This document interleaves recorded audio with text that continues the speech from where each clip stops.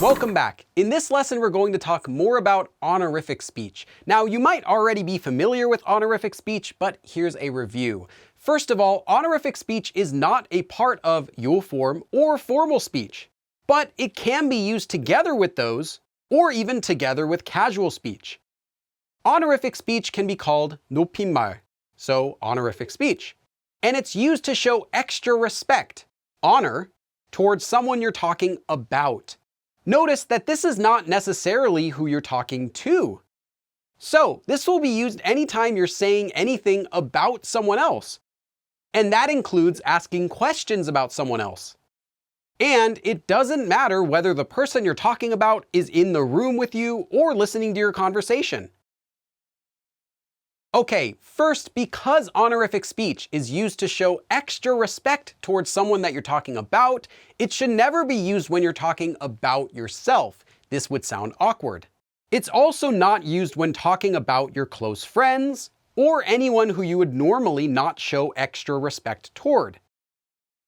Honorific speech is also not used when talking about inanimate objects. This is because there's no need to show extra respect toward a thing. And honorific speech is also not used when talking about animals. Showing extra respect toward an animal, such as a pet, and then using that same level of extra respect toward its owner would be putting the owner and the pet both on the same level. The term honorific speech actually includes several things, such as honorific verbs, honorific nouns, and even honorific particles. So let's first start by talking about honorific verbs. And the verb suffix we're going to need is 으시다.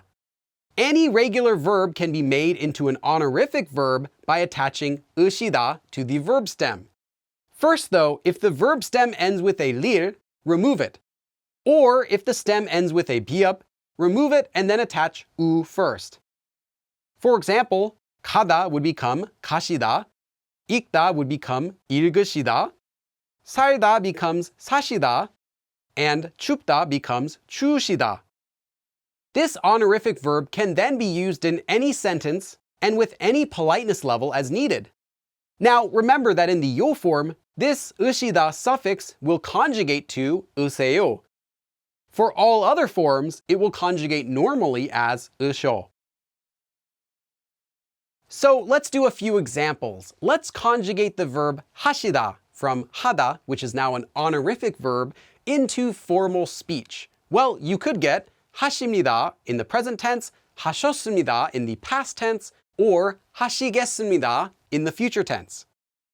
Next, using the yo form, you could get 하세요, 하셨어요, or 하실 거예요. And finally, using casual speech, 하셔, 하셨어, and 하실 거야. Again, since honorific speech is used to show extra respect when talking about someone else, it would never be used to say something like I do or I am. So then, can you use honorific speech with your friends? Well, yes and no. Again, we learned that honorific speech is a separate concept than the yo form or formal speech, or casual speech.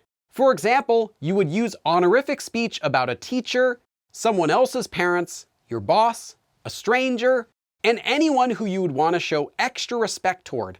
And this is regardless of who you're currently talking to. For example, 철수 may speak casually with his friend 영희 about 영희's grandmother, and 철수 would say, 할머니는 어디 사셔?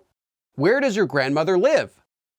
Even though this sentence uses a casual ending, it also uses an honorific verb, here the verb 사시다, to talk about 영희's grandmother. However, when directly speaking to 영희's grandmother, 철수 could say, 어디 사세요? Where do you live? So again, notice how the endings are different. The first one simply uses casual speech, while the next one uses the yo form. So why should I use honorific speech? Well, if you're talking about Young-hee's grandmother, someone you want to show extra respect toward, it would actually be impolite to talk about her without using honorific speech, whether she's in the room or not. For example, when talking about your teacher, it's best to use honorific speech. What this does is it tells anyone that you're speaking to, no matter who it is, that you acknowledge that your teacher is someone who should be respected. In this way, honorific speech shows more respect towards someone else who you're speaking about, whether that person is also the person you're speaking to or not. So then, when should you add honorific speech to what you're saying? Well, here are a few common situations where you should. For anyone who's older than you, including strangers, who you're not well acquainted with. For your teachers, your bosses, your leaders, or anyone else of a higher rank. When talking about your grandparents. Or your coworkers, unless you both decide otherwise, which we'll talk about in a later lesson. You should also use honorific speech when you're talking about other people's parents or grandparents, as well as, if you choose, even your own parents. And acquaintances who you're not close with, however, this does not include children. And you should use honorific speech to anyone you want to express extra respect toward. Here's a tip. Instead of worrying about every possible situation where you might use honorific speech, instead focus more on the feel of the honorific speech. And this is what the honorific speech feels like you're conveying. I want to express that I respect or look up to this person who I'm talking about. Again, you're not going to use honorific speech about your close friends, as well as anyone who you would normally use casual speech toward. For the same reasons, older people or someone of a higher rank might not use honorific speech to talk about people who are younger than them or of a lower rank. So, you've decided to use honorific speech when talking about people who are older than you who you want to show extra respect toward. But how do you know if they're older than you? Well, it's actually common to ask someone when you're meeting them for the first time their age if it's not already obvious that they're older or younger than you. And here are some ways that you can do that. First, with casual speech, 몇 살이야? How old are you? With informal speech, 나이가 어떻게 돼요? How old are you? Or with honorific speech, 나이가 어떻게 되세요? How old are you? It's also common to just ask a person's birth year instead of their age. In casual speech, this would be 몇 년생이야? What year were you born? For informal speech, this would be 몇 년생이에요? And for honorific speech, this would be 몇 년생이세요? And we'll learn more about casual speech, as well as more ways to ask someone else's age in a later lesson. Next, let's do a listening practice. Here we have a boss talking with his employee. First, let's go over the conversation, and then we'll listen to how a native speaker would say it. First, the 직원, the employee, says, 사장님, 지금 바쁘세요? Boss, are you busy now? 2시에 예약한 손님이 오셨습니다. The customer who made an appointment at 2 o'clock has arrived. To which the 사장님, the boss, replies, 벌써 시간이 그렇게 됐어? It's already time for that? Literally, already the time has become like that? 그럼 영수 씨가 손님께 가게 안내를 해줄래? Well then, 영수, do you want to show the customer around the store? Literally, do you want to give a store guide to the customer? 네, 가게 안내만 하면 되나요? Okay, should I just show them around? 응, yes. 통화 금방 끝나니까 그것만 부탁할게. I'll finish my phone call right away, so please just take care of that. 사장님, 지금 바쁘세요? 2시에 예약한 손님이 오셨습니다. 벌써 시간이 그렇게 됐어? 그럼 영수 씨가 손님께 가게 안내를 해줄래? 네, 가게 안내만 하면 되나요? 응, 통화 금방 끝나니까 그것만 부탁할게.